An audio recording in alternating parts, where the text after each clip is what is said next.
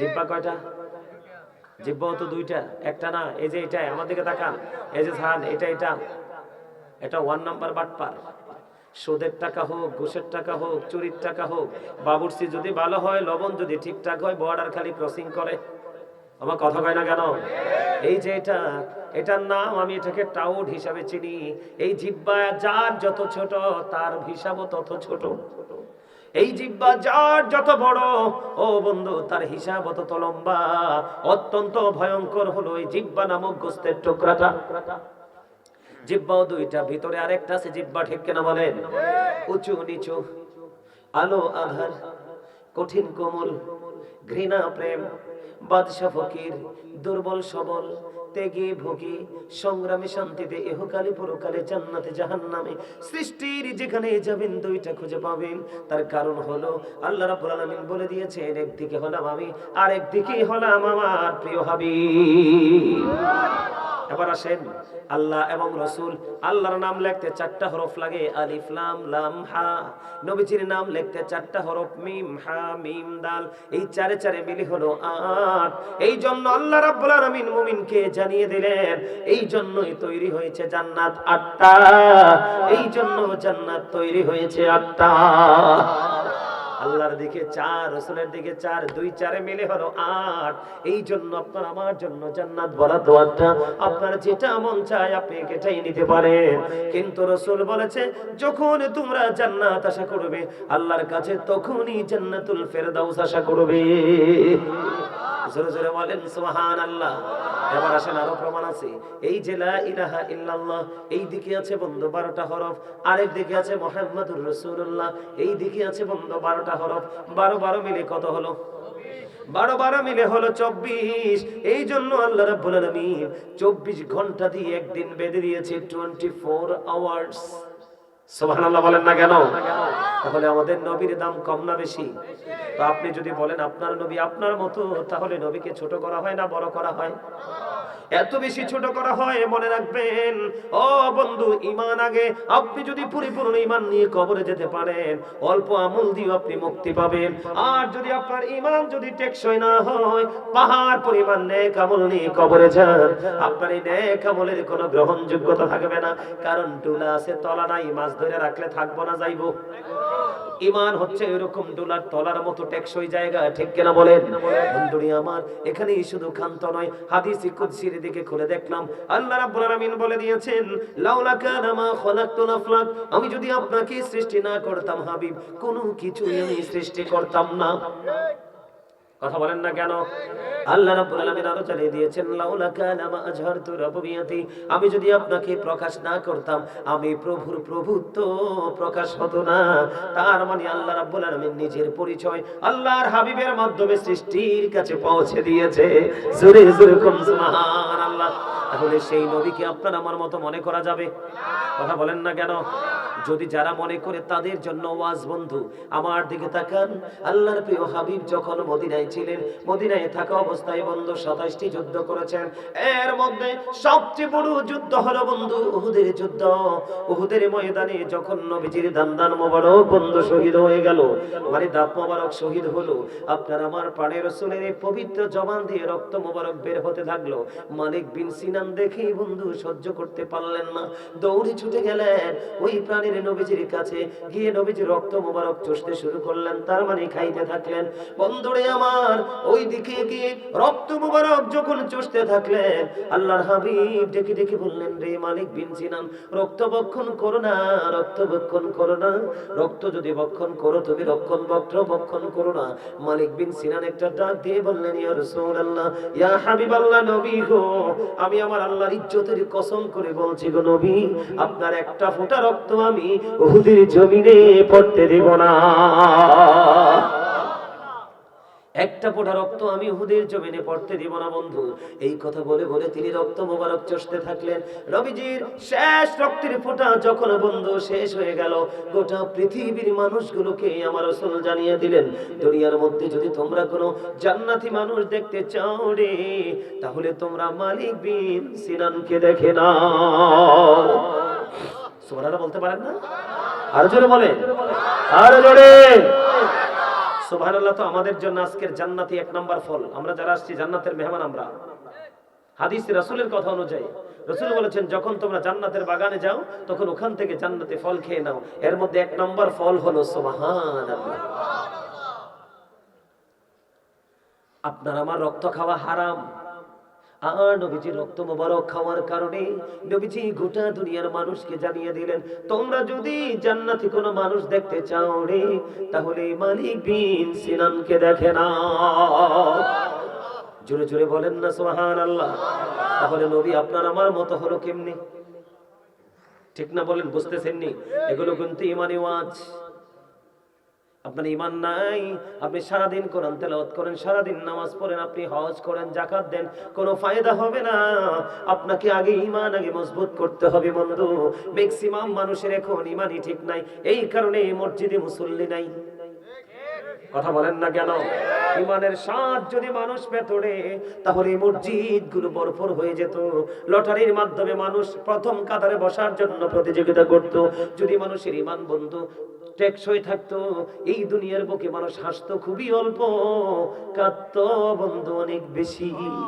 এই দুনিয়ার মানুষ যদি ঈমান যদি মজবুত হতো রে, এই দুনিয়ার মানুষ মোটা তাজা পশুর গোশত খাওয়া নিয়ে প্রতিযোগিতা করতো না। কারণ যত ত্যাগ তত সুখ, যত ভোগ ততই দুঃখ। ঠিক কিনা বলেন? আপনার এলাকার মানুষ স্যাক্রিফাইস করতে জানে না।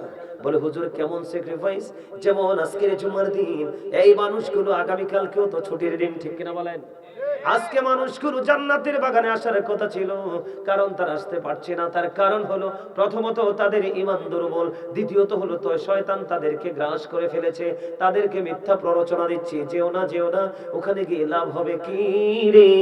অথচ হাদিস শরীফের মধ্যে এসেছে, আল্লাহর প্রিয় হাবিব বলেছেন, কেউ যদি আল্লাহ রাব্বুল আলামিনের স্মরণে আল্লাহর জিকির করার জন্য কেউ যদি বন্ধু হেঁটে হেঁটে হেঁটে হেঁটে জান্নাতের বাগানের দিকে আসে, আল্লাহ রাসূলকে আল্লাহ ডেকে ডেকে বললেন, হাবিব আপনি জানিয়ে দেন গো, কেউ যখন জিকির করার জন্য হেঁটে হেঁটে আমি আল্লাহর দিকে আসে, আপনি আপনার উম্মত গুলোকে জানিয়ে দেন, আমি আল্লাহ আমার ওই বান্দার দিকে দৌড়ে ছুটে আসি। আসলে লাভ না লস? আরো জোরে বলেন। বন্ধুরে আমার, শুধু এখানে একান্ত নয়, আমার দিকে তাকান। আপনারা শুনেছেন নিশ্চয়ই, উম্মে আয়মান একজন বরকতময় দাসী আছে, শুনছেন না? উম্মে আয়মান একজন বরকতময় দাসী ছিলেন বন্ধু। ওই দাসী আল্লাহর প্রিয় হাবিবুল্লাহ আল্লাহ রাসূলের প্রস্রাব মোবারক খেয়ে ফেলেছে।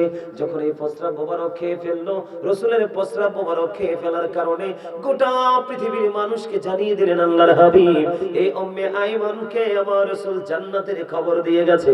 তাহলে রাসূল আপনার আমার মতো হলো কিভাবে? আল্লাহ রাসূল যখন বন্ধু থুতু নিক্ষেপ করত, কি করত?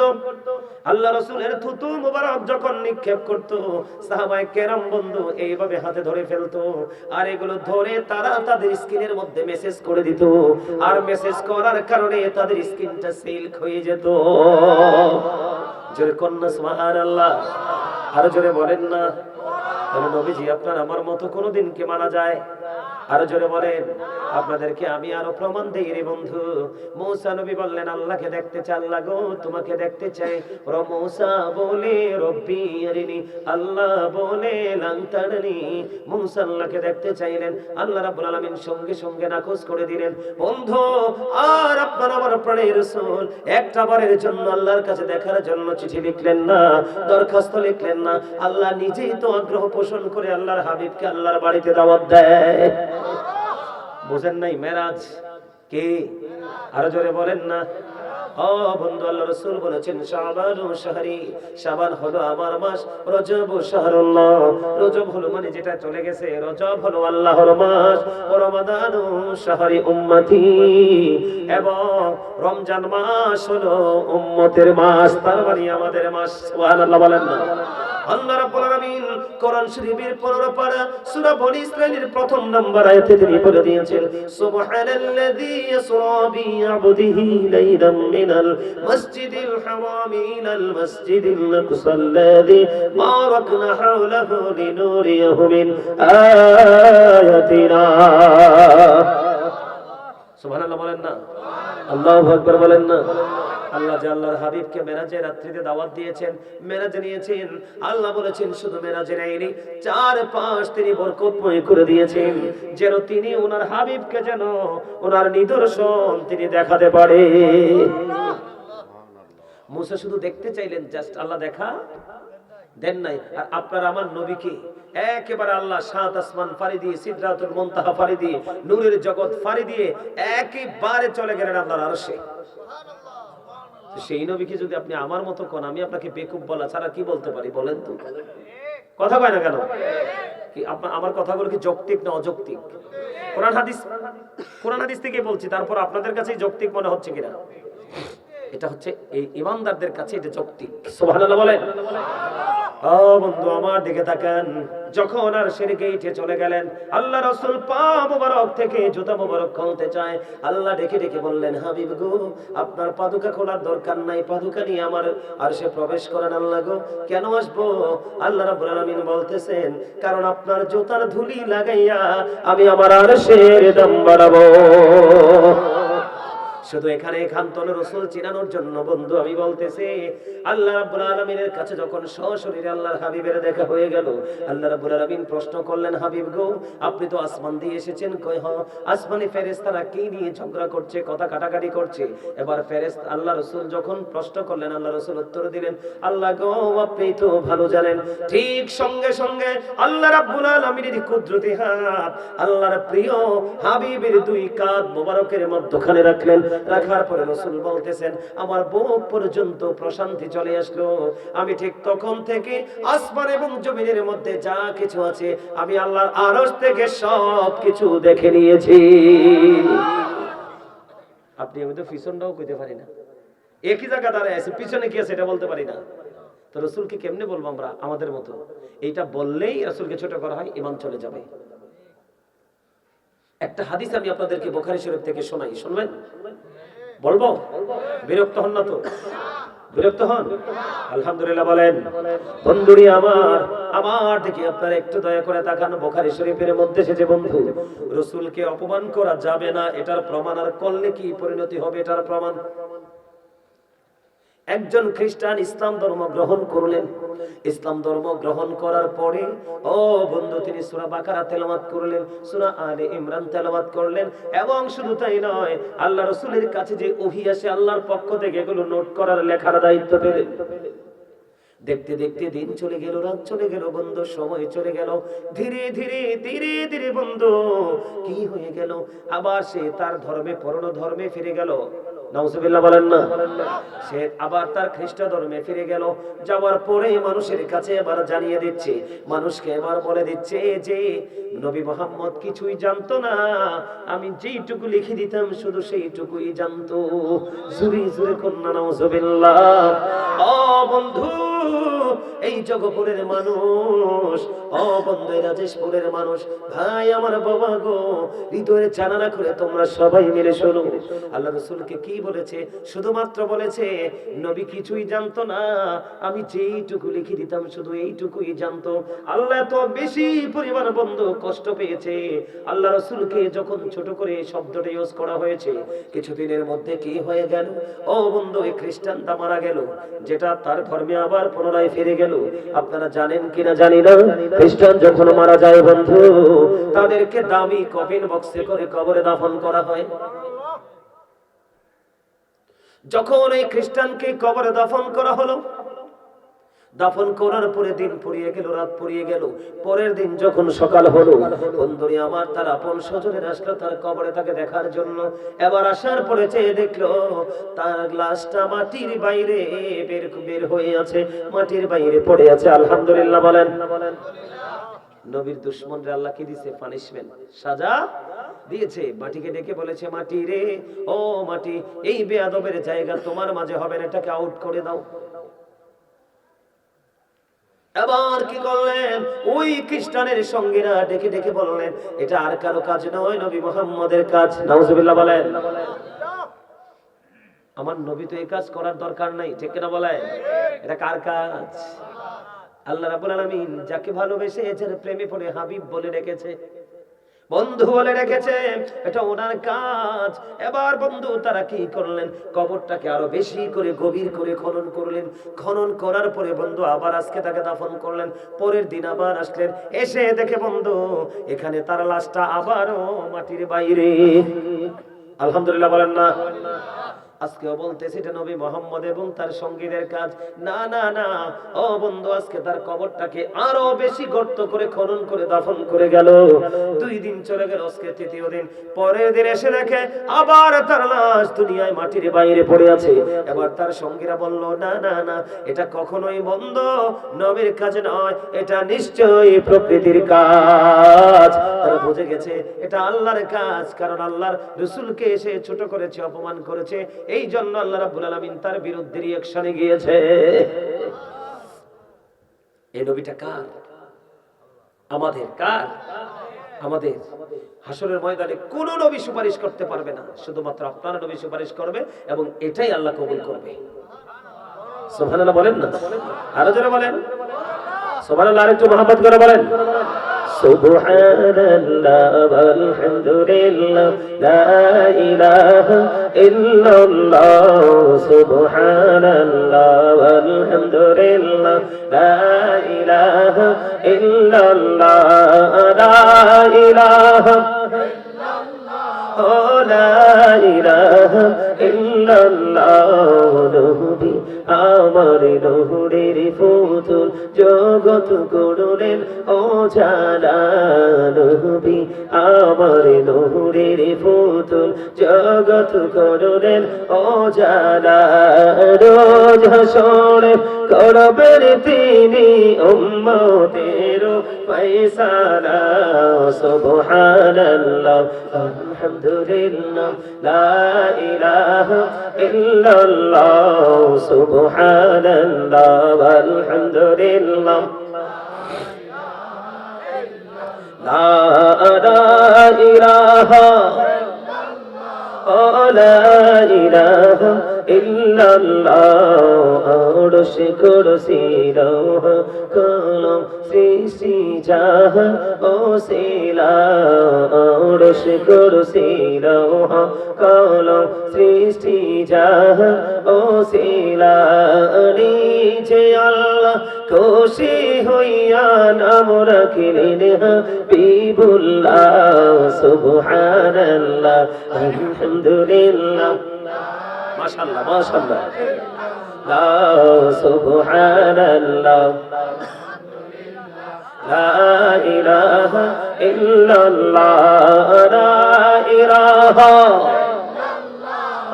লা ইলাহা লা ইলাহা ইল্লাল্লাহ মুহাম্মাদুর রাসূলুল্লাহ সাল্লাল্লাহু আলাইহি ওয়াসাল্লাম। জোরে জোরে করুন আলহামদুলিল্লাহ। তাহলে রাসূলকে ফলো করার দরকার আছে, রাসূলকে মানার দরকার আছে। আমি রাসূল ছাড়া ইসলাম বোঝার কোনো উপায় আছে? আছে? দেখেন আমরা কত হতভাগা উম্মত।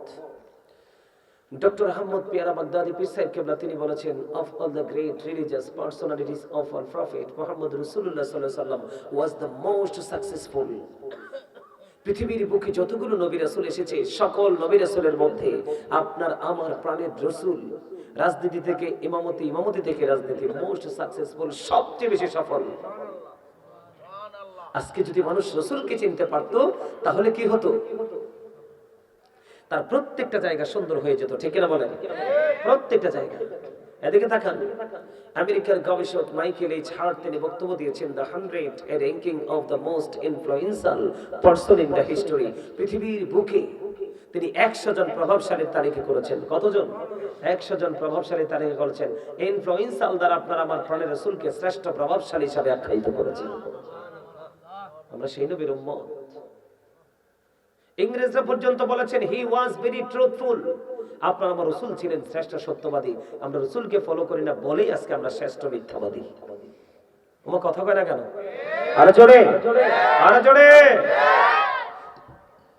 আল্লাহ কোরআনে কি বলেছেন? ওয়া ইন্নাকা লাআলা খুলুকিন আযীম। আপনার আমার রাসূল গুড ক্যারেক্টার সম্পন্ন। সুবহানাল্লাহ বলেন। আমরা রাসূলকে ফলো করতে পারি না বলেই আজকে আমাদের চরিত্র সুন্দর না। ঠিক কিনা বলেন? তাহলে আমাদের প্রত্যেকটা জায়গায় কি করতে হবে? রাসূলকে ফলো করতে হবে প্রত্যেকটা জায়গায়। রাজনীতি থেকে ইমামতি, তার মানে কি? একবারে দেশ থেকে মসজিদ, মসজিদ থেকে দেশ, এর মধ্যে যা আছে সব কিছুর জন্য গুরুত্বপূর্ণ ইনস্ট্রাকশন দিয়েছে আপনার আমার প্রাণের রাসূল। সুবহানাল্লাহ। আমরা সেই রাসূলকে ভালোবাসতে রাজি আছি তো? রাসূলকে ছোট করব না তো? আপনারা বলেন। এখন আমাদের দেশে কিন্তু সম্মানিত বুঝে ফিতনাবাজ আলেমদের প্রকাশ দিন দিন বেড়েই চলেছে। এটা রাসূল বলেছেন, আমাদেরকে তাকান, রাসূল বলেছেন কিয়ামতের পূর্বক্ষণে কিয়ামতের আলামতের মধ্যে ভয়ঙ্কর আলামত হবে আমাদের মতো মোল্লারা। তারা মন গড়া কথা বলবে, মন গড়া ফতোয়া দিবে, অথচ ফতোয়া দেওয়ার মতো শিক্ষা তাদের মধ্যে নেই। ছোট্ট একটা সমাধান তারা করার মতো যোগ্যতা রাখবে না, অথচ তাদের দাড়ি, টুপি, পাগড়ি একবারে লেবাসে পরিপূর্ণ থাকবে। জবান হবে মধুর চেয়ে মিষ্টি, চরিত্র হবে ফেরাউনের মতো, আত্মাটা হবে বাঘের চেয়ে হিংস্র। তাদের নামাজ দেখলে আপনি মনে করবেন আপনার নামাজ হচ্ছে না। তাদের রোজা দেখলে আপনি সুন্দর সুন্দর মিষ্টি মিষ্টি ইসলামের কথা। আমার দাদা ভাই, আপনারা মুরব্বীরা যারা আছেন বলেন, আপনাদের দুনিয়াটা সুন্দর ছিল না এখনকারটা? কথা কয় না। আগেরটা সুন্দর ছিল না? আরো যারা বলেন আগেরটা সুন্দর ছিল না? এদিকে তাকান। আমি আজকে আমার কাছে কুদ্দুস ভাই আজকে একটা প্রশ্ন আসছে জুম্মাতে, বুঝছেন নি? আমার জুম্মার মসজিদে আজকে একটা প্রশ্ন আসছে আমার কাছে, বুঝছেন নি? যে প্রশ্নটা হলো কি, আমাকে প্রশ্ন করছে, হুজুর লাইলাতুল বরাতে মানে শবে বরাতের দিনে হালুয়া রুটি খাওয়া যাবে কিনা? আমাদের সমাজে কিছু মৌলবী বের হয়েছে এটা বলে খাওয়া যাইতো না। আপনারা নাউজুবিল্লাহ কইতেন না? আচ্ছা আমি আপনাদেরকে একটা কথা বলি, আসছে তো সামনে আগামী 3 তারিখ তো লাইলাতুল বরাত উদযাপিত হবে রাত্রে, 14 তারিখ দিবাগত রাত, তার মানে 15 তারিখ। কথা বলেন না কেন? রাসূল কি বলেছেন? শাবানু শাহরি, শাবান হলো আমার মাস। কি তো রাসূল যদি বলে শাবান আমার মাস, সেই রাসূলের উম্মত হিসেবে আমরা আরো বড় করে বলা উচিত যে শাবান আমার রাসূলের মাস, আমাদেরও মাস। ঠিক কি না বলেন? আরো জোরে। আমার রাসূল যদি বলতে পারে শাবান আমার মাস, তাহলে তুমি আমি কি বলবো? আমার কথা বলে না, শাবান আমাদেরও মাস। কারণ আমার নবীর যদি শাবান মাস হয়, তাহলে আমাদেরও এই মাসে কিছু স্পেশাল আমল আছে, আমরা সবাই করব। ঠিক কি না বলেন? আচ্ছা আপনাদের সারল মনে কই, আপনাদেরকে বলা উচিত না? আচ্ছা আপনাদের কাছে কি মনে হয় হালুয়া রুটি খাওয়া না যায়? কেউ আমরা ডরান কিল্লাই? আচ্ছা আমার দিকে যারা রুটি খায় চাল দিয়ে গুঁড়ি করে কি হালুয়া বানায় না? কথা বল না, বানায় না? রুটি বানায় না? তো বানাইয়া অন্য সময় খাইলে এটা জায়েজ, শুধু শবে বরাত দিন খাইলে এটা না জায়েজ। আচ্ছা এটা কেমন লাগে না? কথা বল না কেন? এর কি গান আছে? এর কি বিবেক আছে? এরা তো স্টুপিড।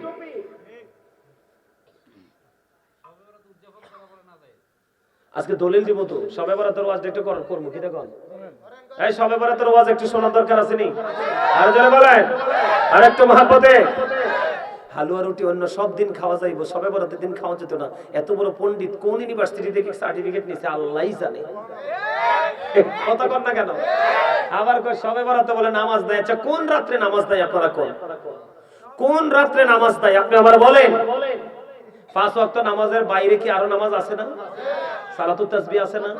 তাহাজ্জুদ আছে না? কথা বলেন না? সালাতুল খায়র আছে না? হাজত আছে না? তো অন্য সময় পড়া যায় বইটি, শবে বরাতের রাত নামাজ নাই, তো কেমন মনে হয় না? একটু চোর চোর ভাব। কথা কয় না কেন? বলে হুজুর কোন চোর? ঈমান এবং আমল চোর। এই কাঠমোল্লারা এই দুনিয়াতে আইসা আপনার আমার সমাজ দেশকে ধ্বংস করতে চায়।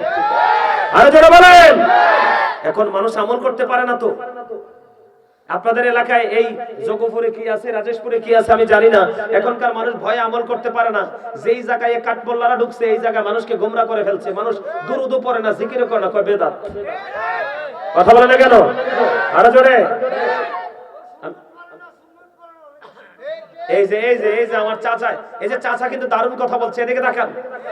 এই দেখেন, সুন্নতের সাথে শত্রুতা করা মানে রাসূলের সাথে শত্রুতা করা। এই আমার দিকে তাকান, রাসূল বলেছে যে ইচ্ছে করে কোন সুন্নাত নামাজ ছেড়ে দিবে, কি করবে? ইচ্ছে করে কোন সুন্নাত নামাজ ছেড়ে দিবে, আল্লাহ রাসূল তাকে উম্মত বলে স্বীকৃতি দিবে না।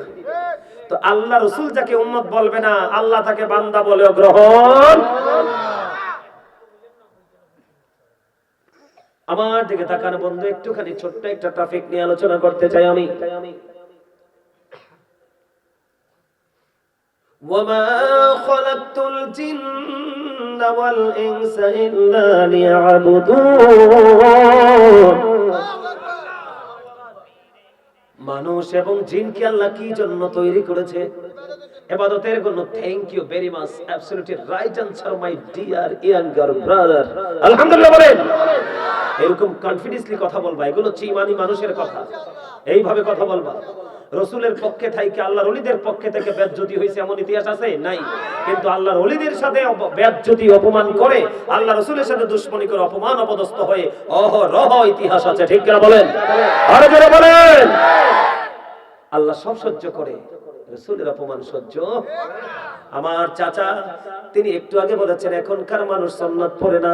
যে সুন্নাত পড়ে না তার মতো স্বার্থপর, তার মতো নিমুখার আমার কেউ না রে। তুমি যার যেই নবীর সুন্নাত, সুন্নাতুর রাসূলিল্লাহি তাআলা, ফরজ হলো ফরদুল্লাহি তাআলা। ঠিক কিনা বলেন? আল্লাহর ফরজ, রাসূলের সুন্নাত। তুমি যে ফরজ নামাজ পড়ো, এই ফরজ নামাজ তোমারে কে এনে দিল?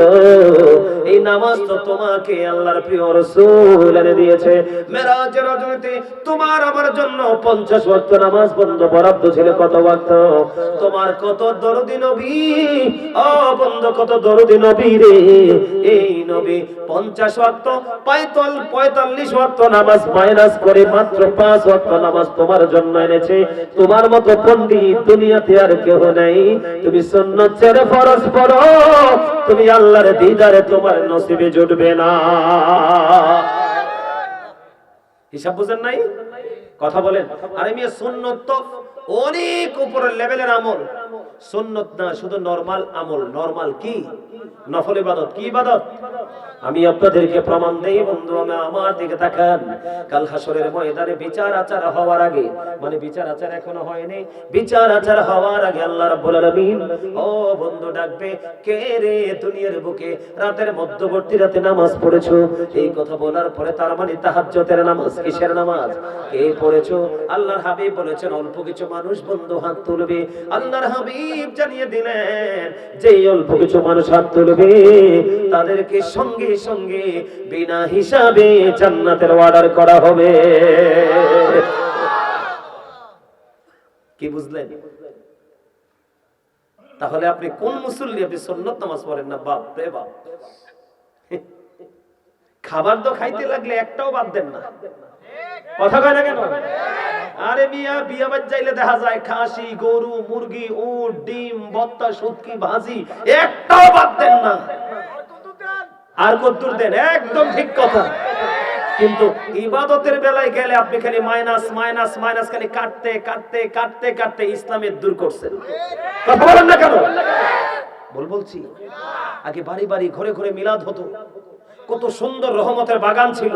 গাছে গাছে গাছে, মাঠে বাগানে, পুকুরে মাছ, ফল ফলাদি ভরপুর ছিল। কথা বলেন না কেন? এখন এত মোল্লা দুনিয়া তাইছে, আল্লাহর গজবে আল্লাহ ভরপুর সব ধ্বংস করে দিয়েছে। ঠিক কেন বলেন? এই গজবের জন্য আমি শুধু মোল্লাদেরকে দায়ী করি। কাকে? আপনাদেরকে দায়ী করি না। তো কেন দায়ী করেন? আপনাদের সাধারণ মানুষ, আপনাদের কিছু বুঝেন না। আপনাদের কাজ হোক উল্টা পথে হাঁটা, আর আমাদের কাজ হলো আপনাদেরকে দায়িকা ঠিক পথে আনা। কারণ আমরাই যদি ব্যাঠিক হইতো আপনারা ঠিক হবেন কেমনে? কি পরিমাণ বাসডোল আছে মোল্লা খাবে হাসরের ময়দানে, শুধু বলে বেদাত। ঠিক না ঠিক? আচ্ছা যারা বলেন বন্ধু, আমি একটু আসল ওয়াজটা করি, তারপরে বিষয় নিয়ে আলোচনা করব। বন্ধু আমি আপনাদেরকে একটুখানি বরাত নিয়ে আলোচনা করতে চাই। নিবিন্নি আল্লাহ রাব্বুল আলামিন মানুষ এবং জিনকে সৃষ্টি করেছেন আল্লাহর গোলামি করার জন্য, আল্লাহর ইবাদত করার জন্য। এর মধ্যে যতগুলো দিন আছে, যতগুলো রাত আছে, যত বছর, যত মাস আছে, এর মধ্যে বন্ধু গুরুত্বপূর্ণ একটা মাস হলো লাইলাতুল বরাতের মাস। কারণ আমার রাসূল বলেছেন শাবান ও শাহরি, শাবান হলো আমার মাস, ও রজব ও শাহরুল্লাহ, রজব হলো আল্লাহর মাস, রমাদান ও শাহর উম্মতি, আর রমজান মাস হলো আমার উম্মতের মাস। জোরে জোরে বলেন না বন্ধু সুবহানাল্লাহ। বন্ধুরে আমার দিকে তাকান, সমস্যাগুলো আমি একটা একটা করে বন্ধু তুলে ধরতে চাই। বন্ধুরে আমি আপনাদেরকে বলে দিতে চাই, আল্লাহর হাবিব মা আয়েশা সিদ্দিকা রাদিয়াল্লাহু তাআলা আনহা থেকে হাদিস খানা বর্ণিত বন্ধু, আল্লাহ রাব্বুল আলামিন আমার রাসূল জানিয়ে দিয়েছেন বন্ধু। মা আয়েশা বললেন, আমার রাসূল রমজান মাসের পরে সবচেয়ে বেশি যে রোজা রেখেছেন সেই রোজা হলো বন্ধু লাইলাতুল বরাতের মাস, তার মানে শবে বরাতের রোজা। জোরে জোরে কোন সুবহানাল্লাহ। শবে বরাতের মাসে রাসূল বেশি বেশি করে বন্ধু রোজা রেখেছেন। এখন আপনি আমি রোজা রাখতে বললে কো রোজা নাই, কথা বলেন না কেন? আমি আপনাদেরকে বলে দিতে চাই, যেই ব্যক্তি শাবানের চাঁদের 15 তারিখ, কত তারিখ? যেই ব্যক্তি শাবানের চাঁদের 15 তারিখ একটা মাত্র রোজা রাখবে রে, আমার রাসূল জানিয়ে দিয়েছে জাহান্নামের আগুন কখনোই তাকে টাচ করবে না। তাহলে আপনি রাসূলেরটা মানবেন নাকি কাঠ মোল্লারটা মানবেন? কথা বলেন না কেন? আরে বেটা, জাতের কাঠ দিয়ে বানাইছেন, এটা মাদার গাছ দিয়ে বানাইছে। মাদার গাছের কাঠ কি কোনো কাজে লাগেনি? অকাজের কাঠ দিয়ে লাগাইছে, জন্য জবান দিয়ে অকাজের কথা বের হয় বেশি, ঠিক কিনা বলেন? ও বন্ধু, যিনি রাহমাতাল লিল আলামিন, তিনি যদি রমজান মাসের পরে সবচেয়ে বেশি রোজা যদি শবে বরাতে রাখতে পারে, তাহলে আপনি আমি গুনাহগার আরো বেশি রাখা দরকার। কিন্তু আমরা তো দুর্বল উম্মত, আমাদের কষ্ট হবে, আমাদের পেরেশানি হবে। এই জন্য আমাদেরকে অল্প সময় ইবাদত করে বেশি সওয়াব হাসিল করার সুযোগ দিয়েছেন। এই জন্য রাসূল বলেছেন, বন্ধু শাবানের চাঁদের 15 তারিখে একটা রোজা রাখো, তাহলে তোমাকে জাহান্নামের আগুন কখনোই টাচ করবে না। বন্ধুরে আমার, লাইলাতুল বরাতের মাসে ওই লাইলাতুল বরাতে বন্ধু মা আয়েশা সিদ্দিকা রাদিয়াল্লাহু তাআলা আনহা মধ্য রজনীতে রাসূলকে খুঁজে পাচ্ছে না বিছানায়। কোথায় গেল গো আমার প্রাণের রাসূল, কোথায় হারিয়ে গেল গো আমার রাসূল? মা আয়েশা চিন্তা করতেছে অন্যটা, আমি সেটা বলবো না, খারাপ কোনো কিছু না। মা আয়েশা চিন্তা করতেছে অন্যটা, কিন্তু বন্ধু রাসূলকে খুঁজতে শুরু করলেন। মধ্য রজনীতে রাত্রি গভীরে মা আয়েশা রাসূলকে খুঁজে খুঁজে পায় না, খুঁজতেছে কোথায় গেল গো আমার প্রাণের রাসূল। খুঁজতে খুঁজতে খুঁজতে খুঁজতে গিয়ে বন্ধুকে দেখলেন আমার রাসূল জান্নাতুল বাকিতে জিয়ারত করতেছে। জোরে জোরে বলেন না সুবহানাল্লাহ। ও বন্ধু, আপনার আমার প্রাণের নবী, যার চরিত্র ছিল শ্রেষ্ঠত্ব, ও বন্ধু, যার চলার মধ্যে ছিল সবচেয়ে সততা, যাকে বেঈমান কাফেররা পর্যন্ত আল আমিন মানতে বাধ্য হয়েছে, ওই নবী যদি লাইলাতুল বরাতের রজনীতে জিয়ারত করতে পারে, তাহলে দাদু ভাই আপনারা বলেন আমাদের জিয়ারত করার দরকার আছে না? আপনারা করবেন তো? রাত্র গভীরে চলে যাবেন কবরের পাড়ে, ও বন্ধু কবরবাসীর জন্য দোয়া করবেন। আল্লাহর হাবিব বলেছেন, এই যে লাইলাতুল বরাতের মাস, এই যে লাইলাতুল বরাতের চাঁদ, তোমরা বেশি বেশি করে ওই 15 তারিখে কি করো? বেশি বেশি করে তোমরা কোরআন তেলাওয়াত করো, বেশি বেশি করে তোমরা দরুদ পড়ো, বেশি বেশি করে তোমরা ওয়াজ নাসিহত করো, বেশি বেশি করে তোমরা কবর জিয়ারত করো, বেশি বেশি করে বন্ধু লাইলাতুল বরাতে তোমরা ও বন্ধু নামাজ পড়ো। জোরে জোরে কোন সুবহানাল্লাহ। কেন আমরা বেশি বেশি করে লাইলাতুল বরাতে আমরা এত আমলগুলো করব? বন্ধু আমার দিকে তাকান, আল্লাহ রাব্বুল আলামিন, ও বন্ধু আল্লাহ রাব্বুল আলামিন হাদিস শরীফের মধ্যে এসেছে, বনি নাজার, বনি কাল, বনি রবি, তিনটা বংশের, কয়টা বংশের? তিনটা বংশের মধ্যে যতগুলো বকরি এবং ভেড়া আছে রে, তার সম পরিমাণ মানুষকে আল্লাহ রাব্বুল আলামিন এই লাইলাতুল বরাতের রজনীতে ক্ষমা করে দিবে। বনি রবি, বনি নাজার, বনি কালব, কয়টা গোত্র? আরো জোরে বলেন। হাদিস শরীফের মধ্যে সে যে কিতাব প্রমাণ করেছে, ও বন্ধু কম পক্ষে 20,000 বকরি ভেড়া। কত? কম পক্ষে 20,000 বকরি ভেড়া বন্ধু ছিল। আপনি আমি তো একটা ছাগলের গায়ে কত পশম গণনা করতে পারবো না, কথা বলেন পারবো নি? কখনো পারবো না। তাহলে 20,000 বকরি ভেড়ার পশম গণার তো কোনো সুযোগ নেই। তার মানে বোঝা যায় ওই লাইলাতুল বরাতের রাত্রিতে আল্লাহ রাব্বুল আলামিন বেশুমার অগণিত মানুষকে আল্লাহ ক্ষমা করে দিবে। জোরে জোরে কন্না সুবহানাল্লাহ। আর জোরে বলেন না সুবহানাল্লাহ। ও বন্ধু, আপনারা যে পারেন লাইলাতুল বরাতের রজনীতে তাহাজ্জুদ পড়বেন, যে পারেন বন্ধু সালাতুত তাসবিহ পড়বেন, যে পড়বেন বন্ধু সালাতুল খায়র পড়বেন, ও বন্ধু যে পারবেন সে সালাতুল হাজতের নামাজ পড়বেন। কারণ বন্ধু আমার দিকে তাকান, এই লাইলাতুল বরাতের দিন 15 তারিখে যখন সূর্য যখন পশ্চিম আকাশে ডুবে যাবে, ও বন্ধু সন্ধ্যা যখন ডানা মেলে দিবে, রহমতের ফেরেশতারা আপনাকে আমাকে ডাকতে থাকবে, দুনিয়ার আকাশ পর্যন্ত তারা নেমে আসবে, এসে বলতে থাকবে, ওরে আল্লাহর বান্দা তোমরা কোথায় আছো রে? যারা অসুস্থ আছো আল্লাহর কাছে দরখাস্ত করো, আল্লাহ সুস্থ করে দিবে। যারা অভাবে আছো আল্লাহর কাছে দরখাস্ত করো, আল্লাহ অভাব দূর করে দিবে। জোরে জোরে কন্যা সুবহানাল্লাহ। যারা অপরাধী আছো আল্লাহর কাছে ক্ষমা চাও, আল্লাহ তোমাদেরকে ক্ষমা করে দিবে। জোরে জোরে কন্যা সুবহানাল্লাহ। কি করে দিবে? ক্ষমা করে দেবে। সূর্য যখন, তার মানে কোন তারিখ? 3 তারিখে। কত তারিখ? আগামী কি বার? মঙ্গলবার। 3 তারিখ কি বার পড়ে? আগামী মঙ্গলবার পড়ে। আপনাদেরকে বলবো একটা রাখার কথা হাদিস এসেছে, যদি পারেন আরো বেশি রাখবেন। সুবহানাল্লাহ কইতেন না? রোজা রাখলে কি লস আসেনি? এই যে মোল্লারা বলে নামাজ পড়া যাবে না, হালুয়া রুটি খাওয়া যাবে না, অন্য সব সময় বৈধ, শুধু সবে বরাত আসলে অবৈধ কেন? প্রশ্ন আসে না? যে বলবে এটা খাওয়া জায়েজ না, এটা খামসি দিয়া ধরবেন, ধইরা বলবেন তুমি কোন কিতাব থেকে পেয়েছো, কত নম্বর খণ্ড থেকে পেয়েছো, হাদিসের রাবি কি, কত নম্বর হাদিস আমাকে একটু বলে দাও। দেখবেন লুঙ্গিটা গোজ দিয়ে বন্ধু আপনাকে ছেড়ে পালিয়ে যাবে। কারণ এটা কোরআন হাদিসের কোনো দলিল নেই, এটা তাদের জাস্ট চাপা। কারণ দলিল দেওয়ার মতো ক্ষমতা নাই। কারণ কি জানেননি? আল্লাহর কাছে পছন্দের কাজ হলো আজান দিলে সময় মতো তুমি নামাজ পড়ে নাও। পরিচিত হোক অপরিচিত হোক, মুসলমানকে দেখা মাত্রই তুমি সালাম দিয়ে দাও। আর যদি পারো রে মানুষকে একটু বেশি বেশি করে খাওয়াও। সুবহানাল্লাহ বলেন না? শুধু খাওয়া না, আমার রাসূল বললেন তোমরা যখন তরকারি রান্না করো ঝোল একটু বাড়িয়ে দিও, যেন তুমি তোমার পাশের ঘরের গরিবকে একটু দিতে পারো। ও বন্ধু, এটা যে কোনো খাবার হতে পারে। আপনি হালুয়া রুটি খান, নাইলে গোস্ত রুটি খান, নাইলে বিরিয়ানি খান, আপনিও খান, অন্যজনকে খাওয়ান।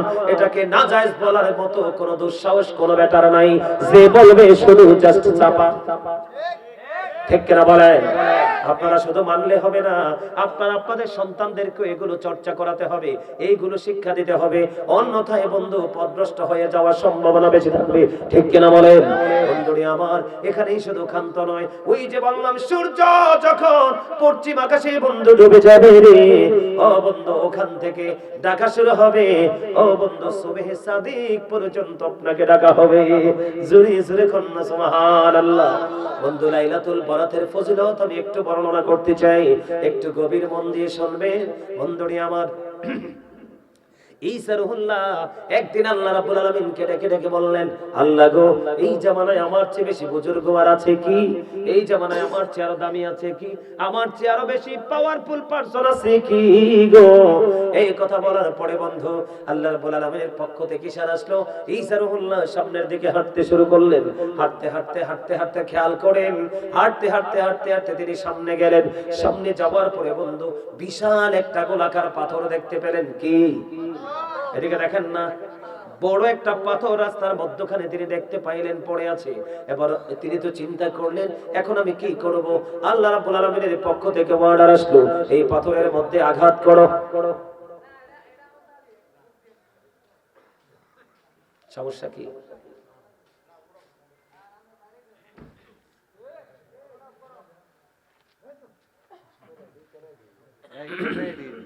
চলে গেছে চলে গেছে। ওয়াজ যদি মন দিয়ে না শুনেন তাহলে কেমন হইব?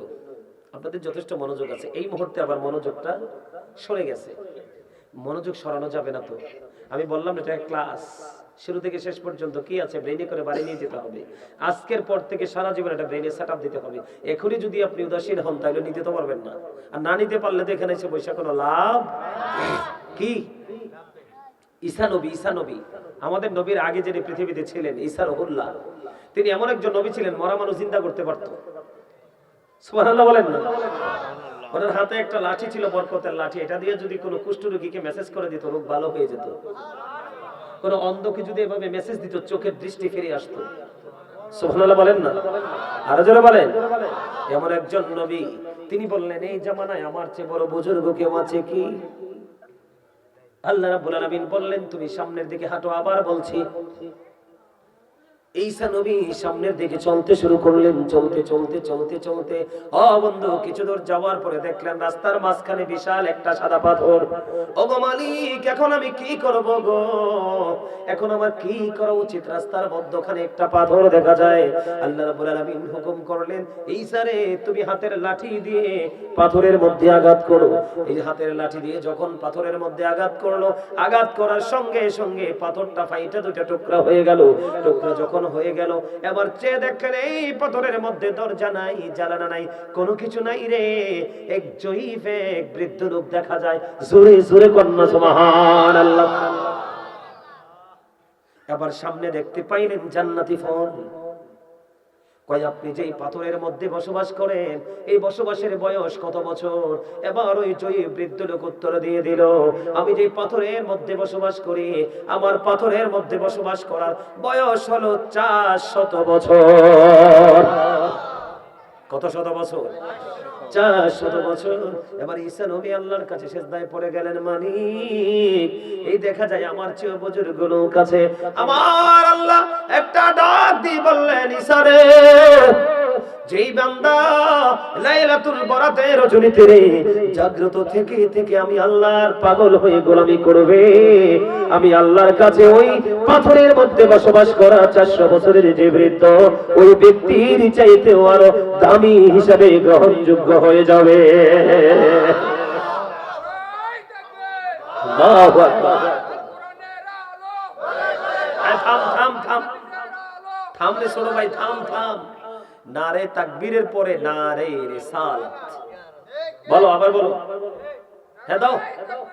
আল্লাহু আকবার। ইয়া রাসূলুল্লাহ। ঘরে ঘরে জালো, ঘরে ঘরে জালো, হুশিয়ার সাবধান। মারহাবা বলেন।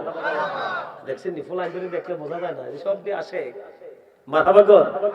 আল্লাহ সবগুলো যুবককে মদিনাওয়ালার সৈনিক হিসেবে কবুল করে নিক, আমিন। এখানে আইসা আসলে সত্যিকার অর্থে আমি একটা জিনিস শিখতে পারলাম আজকে। মারহাবা বলেন, আরো জোরে বলেন। সম্মানিত উপস্থিতি, যুবক ভাইদেরকে বলছি, তোমরা যারা উপস্থিত হয়েছো, আমি তোমাদেরকে বলবো ইউ আর ভেরি লাকি। কেন? আল্লাহ রাসূল বলেছেন তোমার ঈমান এবং আমল যখন মজবুত হবে, এই যুবকদের জন্য রাসূল বলছে আমি নবীর দরকার নাই, আমি তোমাদের জন্য নেতা রেডি করে রাখছি। সুবহানাল্লাহ। আরো জোরে। সেই নেতাকে রাসূল বলেছেন আল হাসান ওয়াল হুসাইন সাইয়্যিদা শাবাবি আহলিল জান্নাহ। রাসূল বলেছেন ইমাম Hasan and Husain are the leader of younger people in জান্নাহ। আমার রাসূল বলেছেন ইমাম হাসান হুসাইন জান্নাতে যুবকদের সরদার হবে। তোমরা নেতা পাইছো না? নবী তো অনেক উপরের কথা, ওরে বাপ রে বাপ, কল্পনাও করা যায় না। রাসূল এত দামি নিয়ামত আমাদের জন্য, যেটা কোনো কিছুর বিনিময়ে পাওয়া যাবে না, একমাত্র ঈমান প্রেম দিয়া পাওয়া। ঠিক কিনা বলেন? এই জন্য তোমাদেরকে বলি, শবে বরাত মানবা তো? যেই মোল্লা কইব শবে বরাত নাই, তুমি কইবা তোর ঈমানও নাই। কথা বল না কেন? কি নাই? এই বেটা, আমার রাসূল শবে বরাতে অনেক নিয়ামতের খবর দিয়েছে, তুমি বেটা কোন কলেজে পড়ছো? হিসাব ঠিক আছে? আপনারা বোঝেন নাই আমার কথা? আমি একটু মাঝে মাঝে হাসি খুশি ভাবে বলছি, যেন আপনাদের মধ্যে কি না আসে, ক্লান্তি না আসে। কথা বুঝতে পেরেছেন? তাহলে হালুয়া রুটিও খাওয়া যাবে, বিরিয়ানিও খাওয়া যাবে, খিচুড়িও খাওয়া যাবে, চাইলে আরো ভালো কাচ্চিও খাওয়া যাবে, কোনো সমস্যা নাই। ঠিক কিনা বলেন? আরো জোরে। অন্য সব দিন হালাল, শবে বরাতের দিন না যায়, সেটা কেমন দুঃখ লাগার মতো কথা না? তো আবার আরেকটা করতে পারেন, যে হালুয়া রুটির বিরোধিতা করবে, এটা কিছু বুঝেন নাই, যে হালুয়া রুটির বিরোধিতা করবে তারে এখন কিছু বলার দরকার নেই, 2-4 দিন পরে দাওয়াত দিবেন, হুজুর আমাদের বাসায় আজকে রুটি আর সুজি হবে, আইসেন খাইতে, বললে হেন গিলে ধরবেন। কথা কয় না কেন? আরো জোরে। এই দেখেন, এরা কিন্তু সারা জীবন মিলাদের বিরোধিতা করে। কি করে? মিলাদ বেদাত, বেদাত বেদাত কয় না? আপনি মিলাদে দাওয়াত দিয়েছেন, আইবো খাইবো পড়বো, আবার যাইতে হাদিয়াও লয়ে যাবে। ওই যে আমার চাচাই কইতেছে 2 মিনিটে শেষ করলাম, মিলাবেনি তো বেশরম মিয়া। এটি শরম নাই? বলে কেন? খাবার খাইতে লাগায় 40 মিনিট, দোয়া কেন 5 মিনিট? আমার কথা, আমিও তো একজন আলেম, আমার কথা শোনেন। আমি আপনাদের এই সাইডে কোথায় যে আসছিলাম আমি জানি না, ওই দিকে এই পাশে আসছিলাম একবার, আরো আগে। আমার এক পাগল বিদেশ থাকে, বুঝছেন নি, তো আমার দাওয়াত দিছে। তো আমি কই ভাই আমি যে যাবো না, সমস্যা হইব নি, কারণ আমরা তো আহলে সুন্নাত ওয়াল জামাতের সমর্থন করি, সমর্থক একজন গোলাম। কো হুজুর আপনি আইয়েন, কোন বেটা কি করে আমি দেখব। তো পরে আমরা যখন আসলাম, আসার পরে এদিকে তাকান, ওই লোকে অত্যন্ত দুঃখ প্রকাশ করলো। কি করলো? উনি বিদেশ থেকে আসছে আপনার মতো, এই যে আমার চাচা যেভাবে বলছে, আমার তো কখন এটা বলতে পারতাছি না। তো আমার দিকে তাকান, শেষ করে দিব।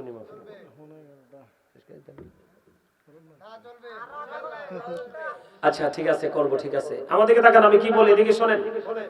আমার কথা কিন্তু আমি বাস্তবতা থেকে বলছি। তো লোকটা যে কাতার থেকে আসলো, লোকটা আপনার গরু, মুরগি, খাসি এত ভিআইপি আয়োজন করছে। তার বাবা মার মৃত্যুবার্ষিকীতে আমাকে দাওয়াত দিছে, ওনার পুরো পরিবার আমার ভক্ত। তা আমি আবার কারো বাড়িতে খাই না, এটা কুদ্দুস ভাই জানে। আমার জীবন আমি মাছ গোস্ত খাই নাই, বুঝছেন? আমার জীবন আমি মাছ গোস্ত খাই নাই। আমি বাহিরের টোটাল পানিও খাই না। আমি মদিনা, মক্কা মদিনা জিয়ারত করতে গেছি, খাবার নিয়ে গেছি বাংলাদেশ থেকে, বুঝছেন নি? এটা আমার ক্রেডিট না, এটা আমার একটা তাকওয়া, এটা আমার একটা সাধনা। আমি সারা জীবন শাকসবজি খাইয়া এই পর্যন্ত বাচ্চা রয়েছি। মাছ গোস্ত কোন, গরু কোন, খাসি কোন, হাঁস কোন, আমি কোনো মাছ কোনো কিছু নাই, আমার সব আলাদা।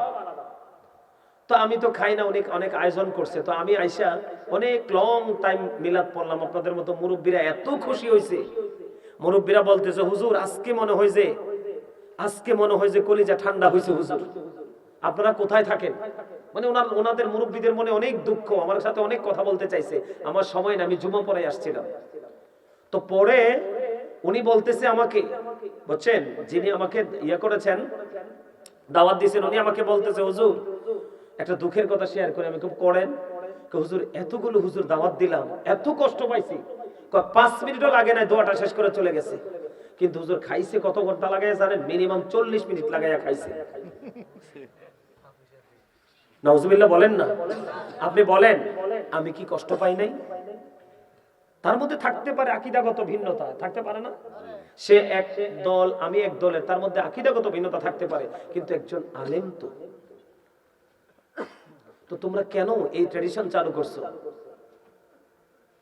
কয় হুজুর আর জীবনে কি করব না, এরকম মডার্ন মোল্লাকে দাওয়াতও দিব না, খাওয়াবো না।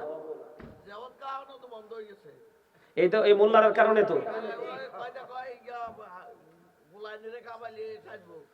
এই শোনেন, এই কথাগুলো আপনাদেরকে বলা দরকার।